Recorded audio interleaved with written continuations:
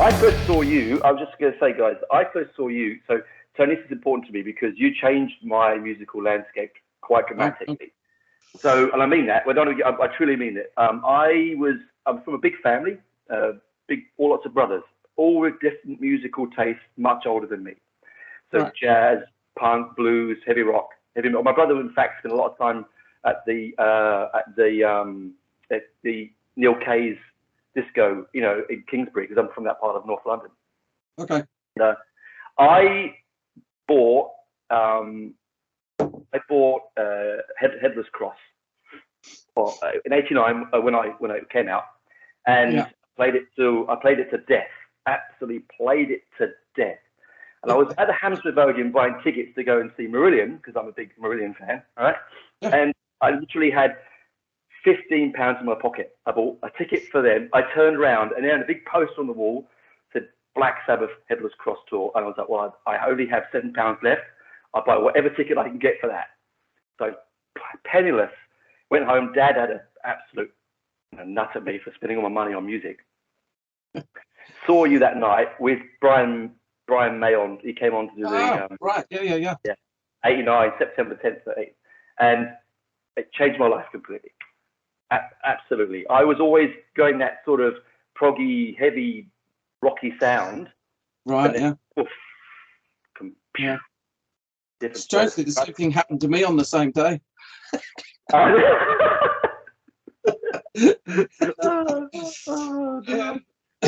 I cannot believe it. If you told my 16-year-old me I'd be interviewing you, I'd be like, nah, go away. What are you talking about? Go to a different room. I felt the same thing with joining the band. It was like, because I saw Black Sabbath. I didn't even like Sabbath when I was a kid. Took my first girlfriend to see the original Black Sabbath in Birmingham at the was it New Street Odeon or something they were on at, and I thought they were amazing. And I never thought then that I'd be in the band. So it is strange how these things happen, And I still say this. I say this to lots of my friends. I think you are for me, outside of Ozzy, it's Ozzy and you for me. I know that's a big sacrilegious thing to say about Dio, but it's you and Ozzy for me. And because of your tonal range, your voice, the power in your vocals. I don't know how you do it. I mean, I've got a question here. It's like, it's been. No, I don't know how I do it either. Because I put Thorns on like regularly, and I was blown away that the vocal, and it sounds. I thought I'd just put on Tear or Headless Cross I just like. I don't. So how do you keep your vocals so fresh? But you've lost anything. Well, I'll tell you something now. I'm actually 5 notes down from where I was with Sabbath. Age stops me from reaching those high notes anymore. So I used to be I used to be G over top E, and now I'm D just under top E. So I've lost like 5 notes off the top end of my range. But what I've done is I've just used what I've got left. And if your voice is still working, don't worry about the high notes. I mean, just choose a different note, and so all I've done is taken advantage of the voice I've still got, and the actual power bit and the rest of it still fits in. So for me, words are important. The vocal, the melody, and the lyrics really have to work together. So certain words don't work with certain notes. That I found for me anyway, because of the way my voice works, and no end of screaming brings it into line. So I have to find the notes that work, find the words that work, and it takes time, but I can still usually find a way through. The other thing is, for me, the music has to come first. It always has done.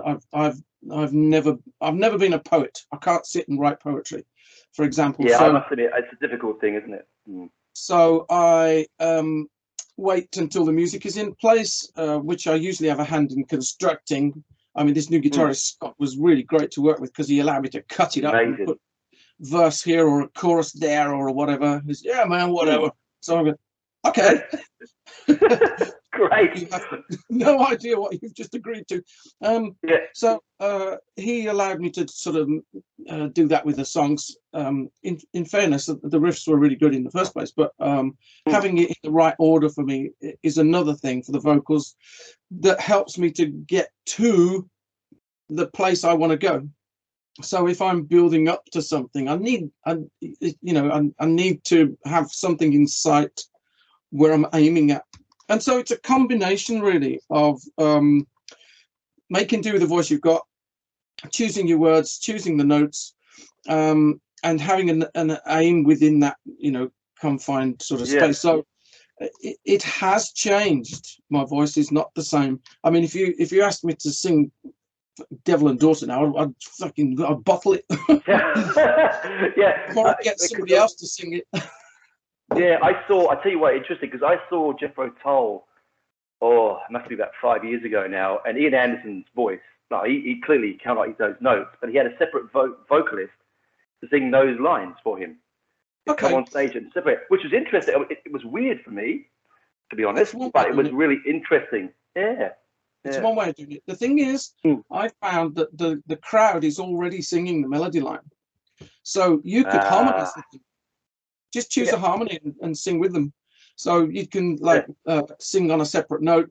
They're singing the main note. So all in all, it sort of comes across in the right way. The thing is, I've always had to use some kind of paraphernalia to get the job done. Like, for example, with Tear, I'd layered 50 voices over some of it, to get the harmonies. And although it sounds quite unison, there's a lot of voices going on there. Harmonies. A lot of work going on. Yeah. Sabbath never done before. So, like Cozy Pal said, how the fuck are we going to sing that lot on stage? And he says, because I can't sing it. And I'm going, it's a good point, actually. But then, so Jeff Nichols came up with this idea and said, well, I've got a sampler. We could load all the voices, all the background voices and everything into that, and I'll just trigger them. So then we got like this sampler fired up, but the problem with samplers is it's fixed in time. So if the song is speeded up, it wouldn't be in time when you hit the trigger. The track would be racing away or slowing down with the sampler is playing. So Cozy Pal had a little, not many people know this actually, he had a metronome, like it was almost a mechanical thing, but it did have an electronic output on it, which was just a headphone socket basically.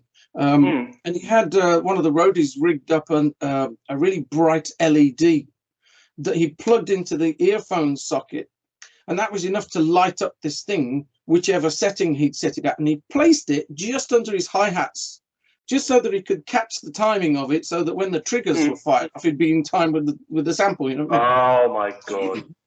It was all very mechanical and very Heath Robinson, in those days. But I have to say that, got through it, and so I've always had to do something like that. And so the other option for me, because we use computers, is to run backing vocals and stuff like that. You can do it that way as well, or you can have like players on stage singing along with it. There's lots of different options to get through it. As long as you don't expect me to do it. Yeah, is it because you are a multi-instrumentalist, right? So you play bass and violin and all this sort of stuff. Is it because that's where your base is? Because you're very musical? I'm not saying that singers aren't musical, but you have the understanding more about the musical background, the backside of the end of the process. It's an important thing. Like what you've just mentioned is quite true. I mean, I because I play those instruments, if ever there was a problem on stage, I already had an understanding what it was and how they had to fix it and how long it was likely to take. So if like they needed to change a snare skin, or if they needed to change a guitar string, or swap guitars and plug cables in and stuff like that, I'd know roughly how long I'd got before they were back on stage, doing the thing. So there is an element of that in it. It's not everything, because all sorts of things can still go wrong, but it's one of the things you can sort of get used to on when you're playing live that often. I mean, the last tour I did with Sabbath was 9 months long, and well, firstly, by the end of that, you're pissed off with everybody. But also got a really good grounding of what that whole thing is. You know what I mean? So it's amazing. I just, you have such a background. So going on to the Thorns, the new Thorns CD, which is amazing. Yeah. I actually would like to get it on vinyl eventually. Is it available on vinyl yet? I don't know if it is. Well, there was yes and no. There is a thing going on with this, because when they said, yeah, we'll release a vinyl, you've got to take some of the tracks off, and I went, what? They said, you've got to take some of the tracks off. There's too many tracks. There's only a certain amount of time you can fit onto a vinyl. I forgot about that. Shit, yes, of course. There's only so many grooves. The grooves, you can make them sort of shallower and like a bit closer together. But you lose the sound. So I said, oh, no, I don't want to take any tracks off. And they said, okay, there's only one other way of doing it. That's if you write some more tracks, and we'll do a double vinyl album. Oh, okay. So that's what we're doing at the moment. There's another 4 or 5 tracks being added. Oh, brilliant. We will make a double vinyl later in the year. Yeah, that's Christmas present for me. Now, so I'm really blown away by the lineup you have on this album.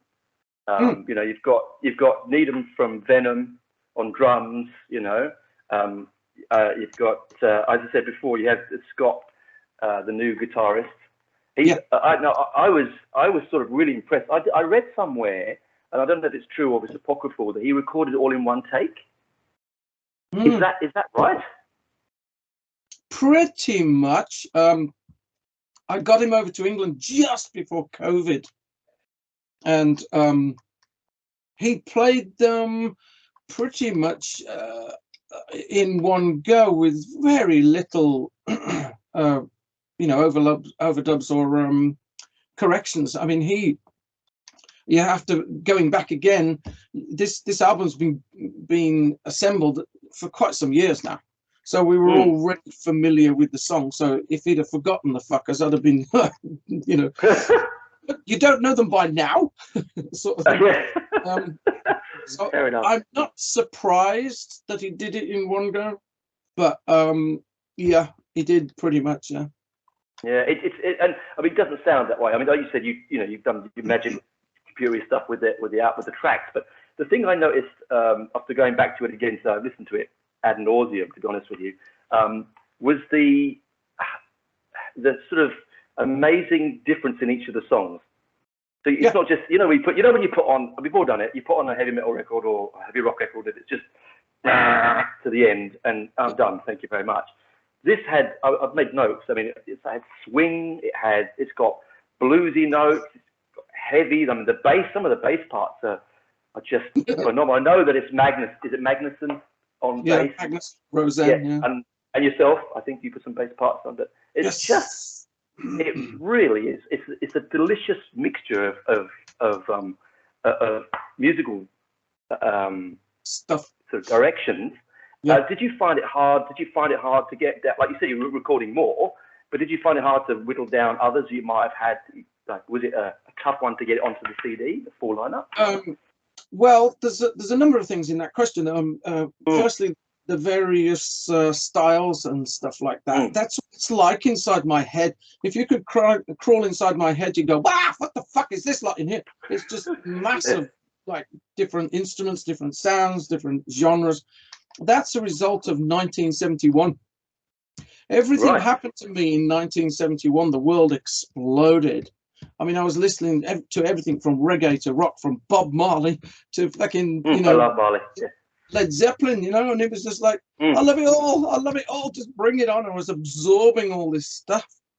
So I that's how I sort of grew up, really listening to everything. And that's why this album sort of goes that way. The truth of this album is that I'd already started doing an unplugged gothic type thing before. and that's where Book of Shadows Crying Wolf comes from, because I'd already started going in that direction, all doing its unplugged acoustic thing, but still kind of heavy and gothicy with all the choirs and stuff. And then Scott sort of happened on the scene. So it, once I'd interviewed, well, I didn't even interview, I think he sort of interviewed me in a way. I met him on Facebook, and he started sending me this stuff, and I just couldn't believe he kept sending me. And in the end, I had to say, well, who is this dude? And I thought, okay, I better contact him and find out what he wants. So I said, do you want me to sing on this stuff or what? He said, yeah, man, whatever. So like, I'm going, okay, look, let's try one. And I really didn't think, you know, we were going to make too much of it. And so I did, it was As the World Burns. And I finished it and went, fuck, that's really good. Oh, no. Yeah. So I got in touch with him and I played it to him. And he said, well, brother, that's really good. So, thank you. I said, you know what? I said, I'll try another one. So I tried another one and that went okay. And then I tried another one. I said, okay, do you know what? We could make something of this. So I'm coming back to your question. I said, so I'm doing a solo album. Do you want to be part of that? Oh, yeah, brother. Okay. So how are we going to do this now? And I was thinking about the combination of styles and stuff like that. And I thought, this stuff really works. You know, I mean, I can see it working on an album, all of these different styles and things. I played violin on one of them and did all sorts of stuff. And I played it eventually to the labels, but at this point, nobody'd heard it. So I just kept going until we'd got enough tracks. We'd got more than enough tracks. I mean, last week he sent me 49 new guitar ideas. So it's just amazing amount of stuff. The only other person I know who writes like that is Tony Iommi. Anyway, I said, okay, look, we've got like a few tracks here now. Let me just get my head around this and put them together and do all this stuff. So I did. Then I got in touch with the record labels, and they were like, whoa, that's really cool. So that's the reason why all of the mixed up stuff is in there. It comes from when I started listening to music seriously, 1971, with all this jumbled up stuff, through then meeting somebody who gave me a different inspiration to what I was already doing, and then for me eventually to get my head round it, to put it all on one album. It came as a like story, like for the album to me. So that's the reason why it sounds like it does. Yeah, I think it's got an amazing mix. I mean, I originally listened to it, and not knowing that you'd taken years to write the songs, I thought, oh, this is a pandemic inspired album because it's quite dark. You know, it has some really brooding and introspective imagery, and I thought, oh, it's clearly you must have written this in your lockdown, but clearly you didn't. You've been writing that up to that point. But did any of the COVID thing inspire on that the songs on the album? No. I mean, there was a couple of moments, especially in the Daft one, Damnation. This is your damnation, where, you know, why COVID, why AIDS, you know, that was the only one I sort of felt like including it.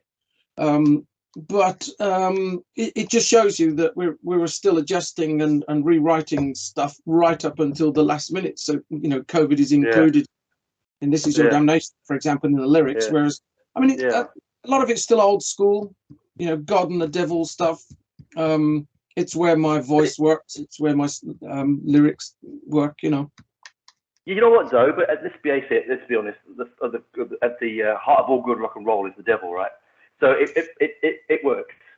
It did work. It's worked for me, and bands have been using that subject for, you know, decades. Really, the whole good evil thing still works if you can find the right storyline for it. It's no good just writing about God or the devil, or, you know, like say. But if you can get a story into it, then you can make it work. You know, and that. And I am a collector of words, so I like messing about with lyrical stuff. And aren't we lucky to have like English as our main language? Because Oh, you yes. can manipulate the lines, the words to mean the same word could mean a couple of things. You know, you can flip it and you can rhyme. I love the fact that things rhyme. You know, it's not quite so easy. You know, the language is to make things rhyme. It's possible, but like, you know, so we have that sort of good fortune as well, you know. Yeah, because I generally think that when I pick an album up, when I put it on to listen to, because of my sort of background, I love a lot of prog and stuff.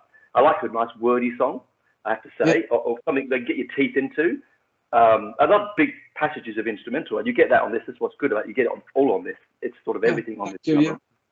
You know, it comes. You go. I like the child, the talking, the voice acting on it. You know, it's got such drama. You know, it's that's brilliant. my daughter. Is it really? Oh, fantastic, fantastic. What was it? What was it like working with Pamela? Well, we've never actually met. This is where, again, you know, later in the album, where we were still assembling it and writing bits and pieces for it, that the COVID thing came into effect, where she recorded her voice over in America. So, but we've known each other on the internet over Facebook for some years, and in fact, we have this thing. She's got exactly the same birthday as me.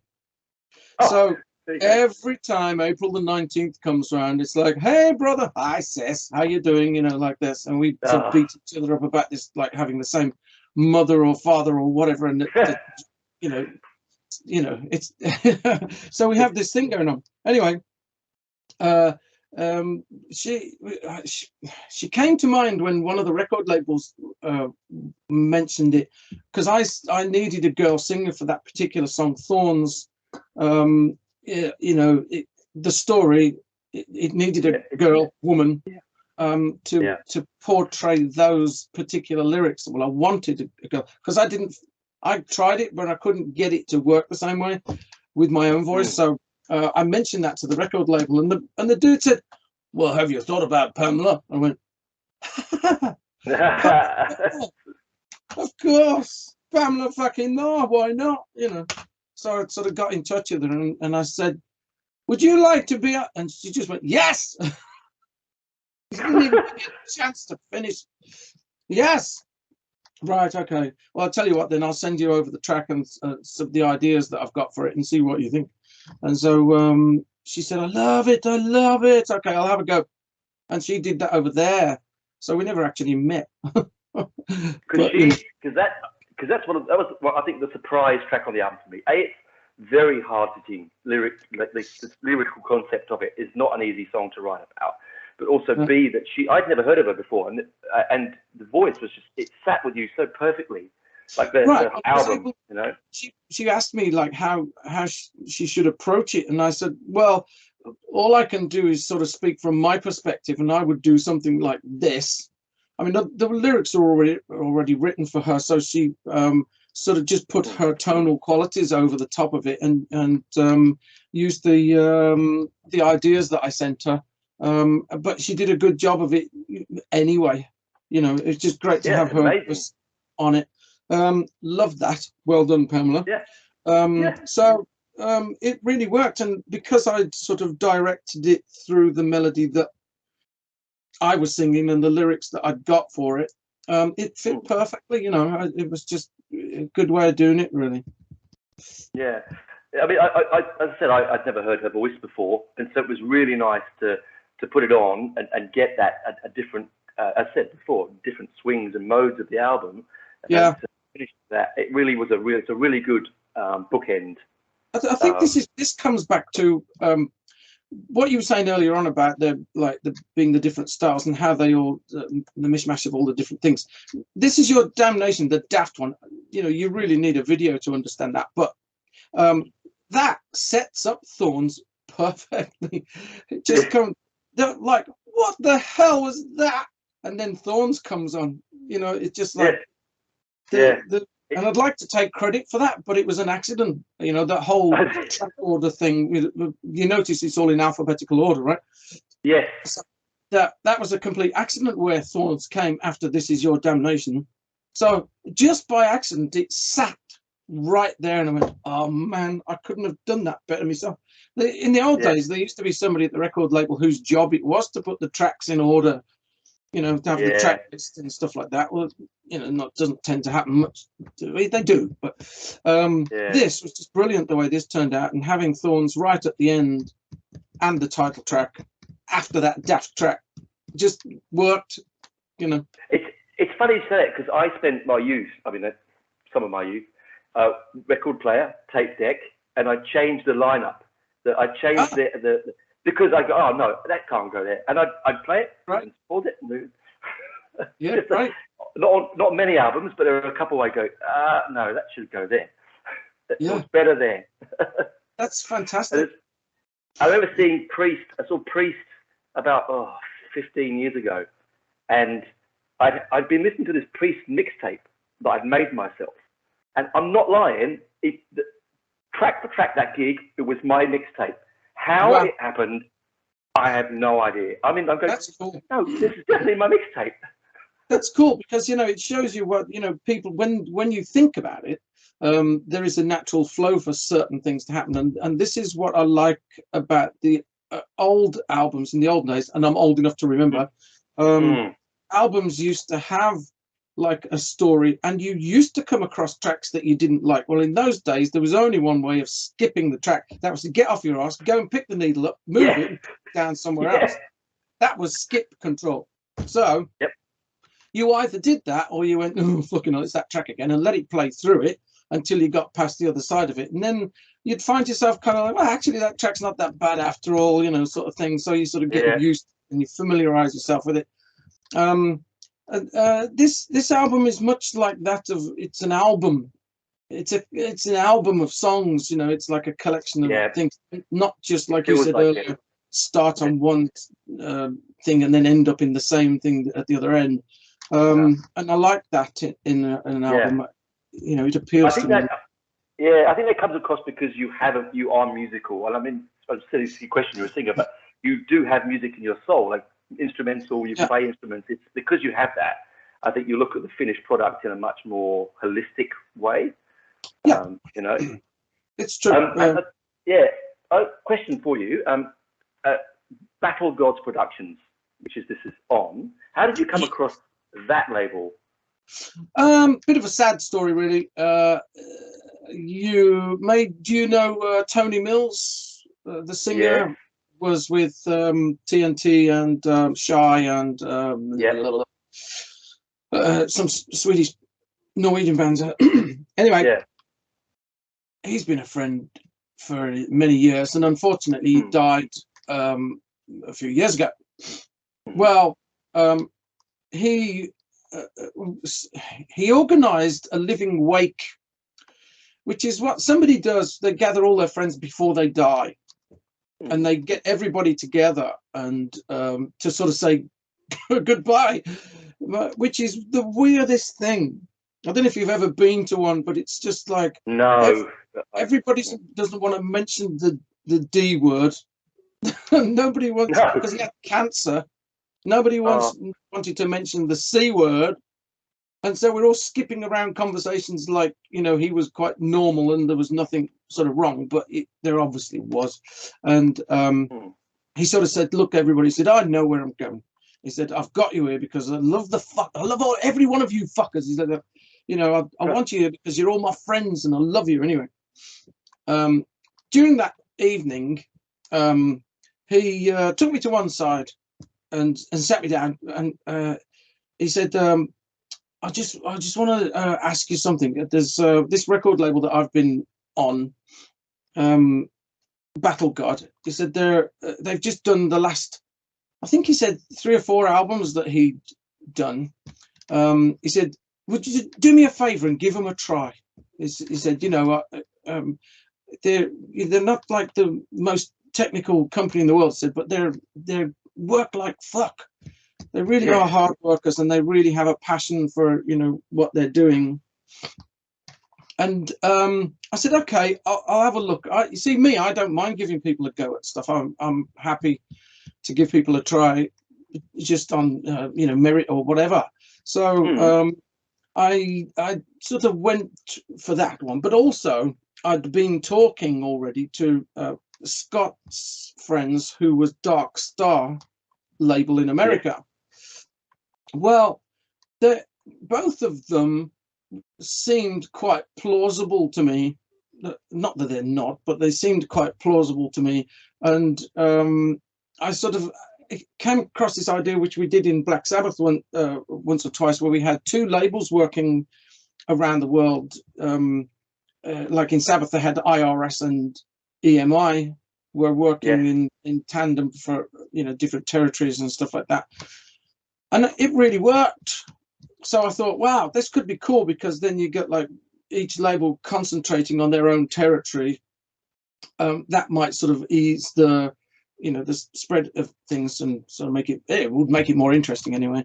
So I said, okay, went to Battle Guard and said, look, these guys are interested and you're interested. I said, do you fancy hooking up with them or something, and providing a license or something? I don't know how it works with record labels.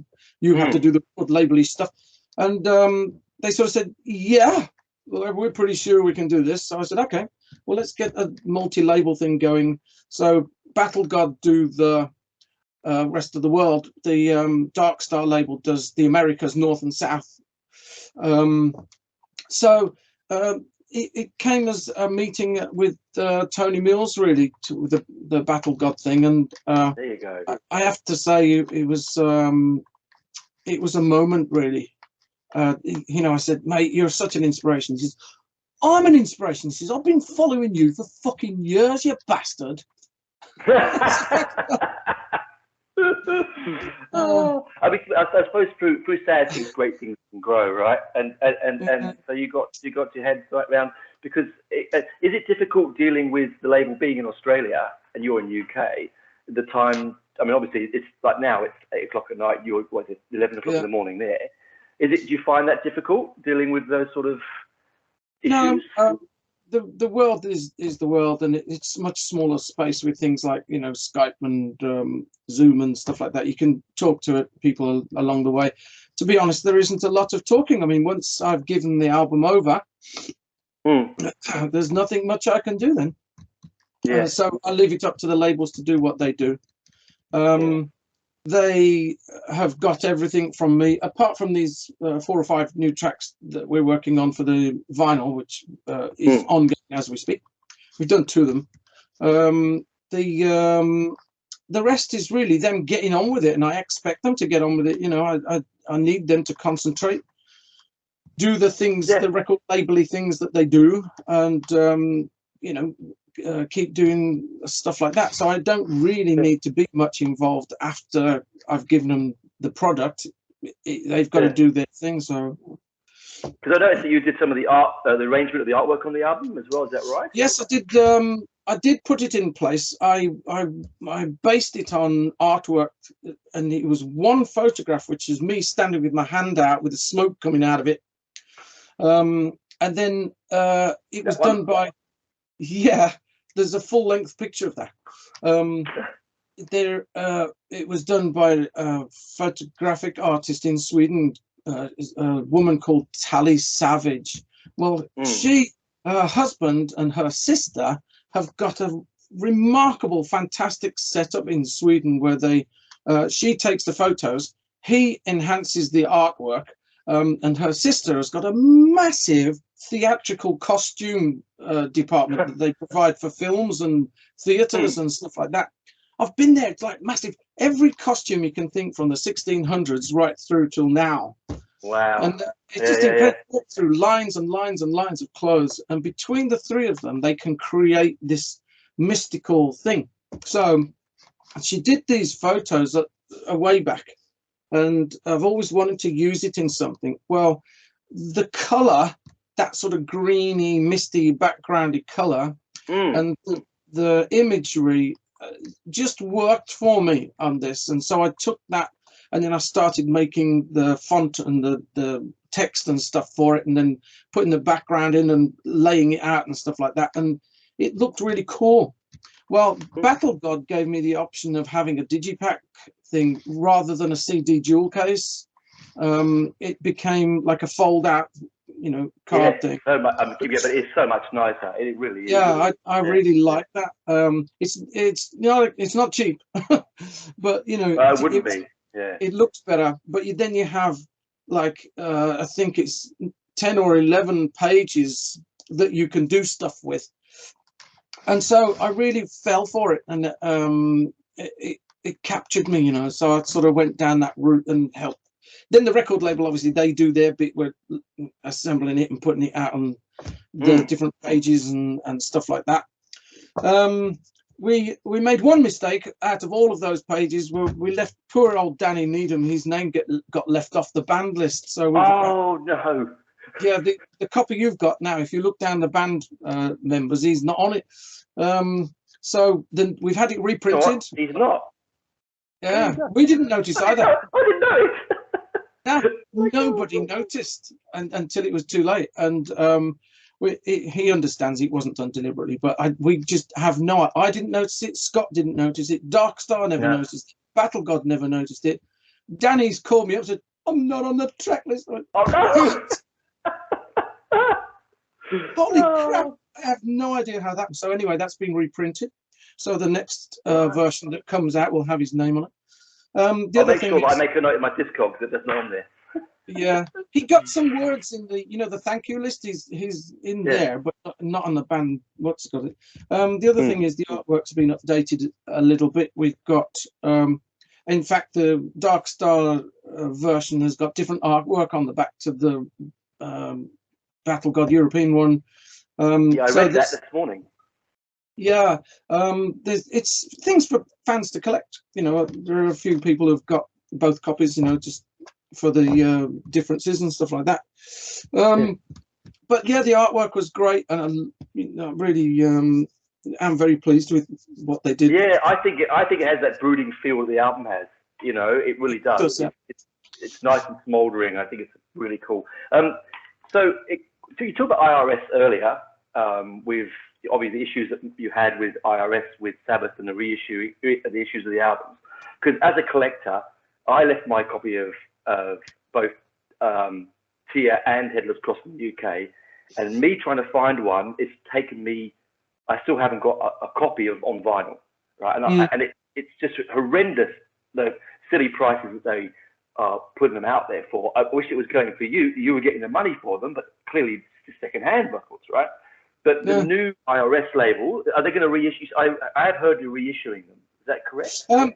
It's nothing to do with me, I'm afraid. I don't have the rights to those albums at all. Tony Iommi owns the rights to all of those albums, apart from the Eternal Idiot, that we don't. That's owned by somebody else. But the Headless Cross through to Forbidden, that Tony Iommi owns. You're, as a musician, you don't get paid unless the thing's being sold. So I don't get a penny of royalties from Black Sabbath at all, because the records are not on sale.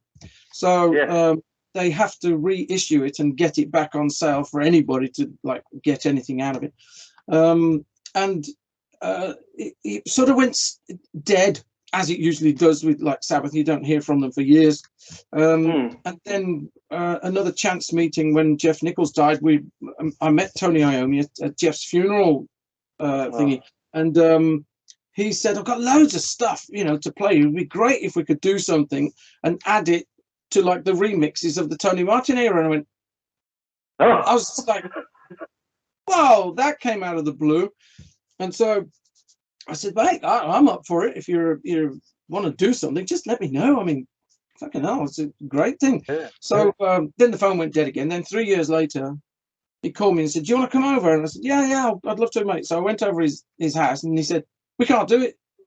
Fucking hell. Oh, no. What? He said, we can't release anything new under the Black Sabbath name. There's an agreement that they've got with Sharon and Ozzy and everybody that no new music can have the Sabbath title on it. And of course, Headless Cross and Tear and stuff has got the Black Sabbath name on it.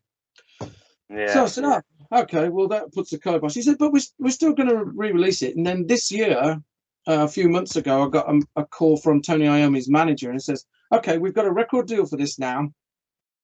Yeah, okay. That's cool. He said, so it is going to be released this year. He didn't give me a date, so I still don't know when that is. I await as you do. I mean, I give my copies away thinking I'd get more. And so, like, 15 years later, I haven't even got any copies of it myself. No. So, yeah, it's my white whale. I really need it badly. I can't wait for it to come back out again. Yeah, well, they're going to remix, or they have remixed Forbidden, but I'm not sure about the rest of it. I think it's pretty much as is. I think they're going to enhance Headless Cross and Tear just to get frequencies back a bit more. But yeah, I await like you do. I have no control over it. I'm afraid. Yeah. So with the album out, are you getting good? Are you getting good results around the world, like sales wise and feedback? Yeah. Oh, it's been fantastic. I mean, we never know, right? When we write songs as musicians, we don't know if it's going to be a hit. I mean, if everybody knew, we'd all be bleeding doing it, wouldn't we? Yeah, that's right. We just don't know. So you do what you end up doing is the best you think you can do, and then hope that like everybody else sort of gets the vibe and gets on board. So I do happen to think it was a bit of the right album at the right time, because like after the COVID thing, everybody was gagging to get rocking again. And this one was the first one out this year, kind of January. So it was, timing was something to do with it, but also that whole thing of me being away for quite a while. I mean, it's been 16 years last time I released anything, so people thought I died or something, and no, I'm still here. I've been stuck in the studio for the past 25 years, as I said, but creating. It's been getting great reviews. I'm thankful for that. I love that. And, I have to thank everybody, really. Even you guys. I mean, thank you for being interested. We need you guys to let everybody know what we're doing. So thank you for doing your part. And then, the fans, I mean, they invite us into their homes and their cars and their headphones on the way to work and stuff. So we become part of their daily story, I love that. I mean, that's why we do it. We like being part of people's lives and stuff. So the fans have a great part to play in it, and they become part of the story. So it's been brilliant so far. Nothing really bad said about it. There's been like one or two who don't even like the genre. Well, okay, we don't listen to it then. But apart from that, why did you do that? Yeah. I bother. And then at the other end of the scale, I had one review was 9.8 out of 10. What's with the 0.2? Why couldn't you have just done the extra 0.2 and made it like 10 out of 10, or do 9 out of 10? 9.8 out of 10 is like... Do you know what? He or she is trying to be different. Yeah, he's just trying to be different. He or she is just trying to be a little bit edgy and different, right? It's like suspicious, like, him, don't you? You're not giving 100%. So are you, obviously, like you said, you have family with earlier on that you look after because of this COVID world we live in. Are you going to tour with the album at all? I would love to. I'd certainly love to. The problem I've got is, like I said, again, like I've been in the studio for the past 25 years. It's where my career took me. I became a singer-songwriter. And to that end, I've been doing vocals on all sorts of things. In fact, my voice now appears on 80 different albums and projects through the years. Unbelievable. And that's what I do. It's not a bad thing. It's just that it means I didn't concentrate on being on the road, which is why you don't see me out there. It's because I'm stuck in the studio doing this stuff. That's the route I chose anyway. I don't have a band, which is one of my regrets. I wish I'd kept a band. I do miss going to rehearsals and bashing away at some stuff. But I didn't. So now, if I go on the road, I have to hire the musicians. Yeah, and then you've got to get the sound the same as the album, and that's tricky. Well, not just that, you have to start from scratch. First, you have to find out if they're available. If they're not available, you have to find somebody else. And then once you assembled the guys, then you have to rehearse it right from the beginning. and take that right up to a point where you can build a show, and then you have to advertise it, which needs 6 months in advance.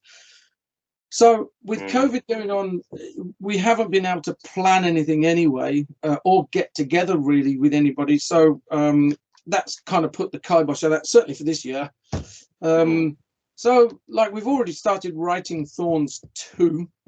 So, you know, sort of thinking, well, maybe what if we did another album and then like two albums together, like later on or something. I don't know. It's just for me. For me, it's such a massive thing to get on the road from scratch, hire the musicians, get it rehearsed, then get it advertised. It's such a big chunk of the year that it's difficult to do. Like now with a band like Sabbath, it's a huge machine. I mean, it's monstrous and it's all in place. Everything's there. So they can just switch it on, switch it off whenever needed. They've got all the things set up, you know, so they can just do it. For me, I've got to actually put it together first and then get it out there. So it'll be along the way. I'm really, really hoping that I can get it out there. So I want to. I mean, I'd love to get back out there again. Have you ever toured Australia? I don't know if you have. Yeah, have you? I've been there. I mean, my wife's father was from Melbourne, and we went there 3 years ago to retrace some of the family roots. Oh, nice. And it was very cool. In fact, we started off up north, and then we hired a camper van and we drove down the coast. We've done that. Yeah. Yeah, have you done that? Well, fab. I mean, we just had a great time, and we were there for a different reason. Obviously, we were tracing the family to see what we could find. And actually, he was born there in 1923 or something like that. And the house is still there, believe it or not. In where is it? I can't remember. Part of Melbourne territory there. Not Regent. Well, I can't remember what it's called. Anyway, we were walking up the street, and there was like these old houses, and they were kind of tin roof like affairs, you know, sort of to get the single story, you know, those things. Colonial buildings. Yeah. Yeah, and I was walking up the street, and then there was a massive hotel. On one side there's a factory, and on the other side was this massive hotel. I said, oh man, I think the house is gone. So we're walking up the street, and it was the last one before the hotel. So wow, that was cool. We took loads of photos and sort of, you know, did our thing. It is an amazing country that way.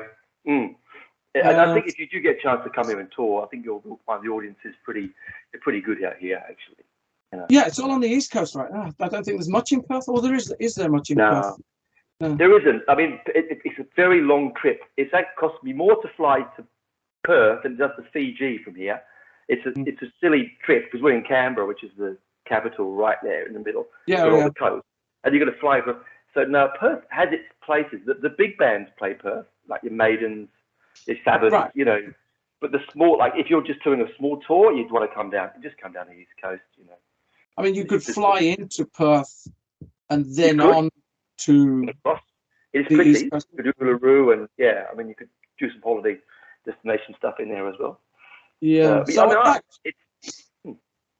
There's some friends over there, actually, a band called Lord. Lord, I love Lord. Yeah. And there was a suggestion that you know, they could be the band, and I could just do like my bit. But you need Scott really, and I would love to have Danny with me. So you know, it's a political thing. Band politics is one of the worst things. Yeah.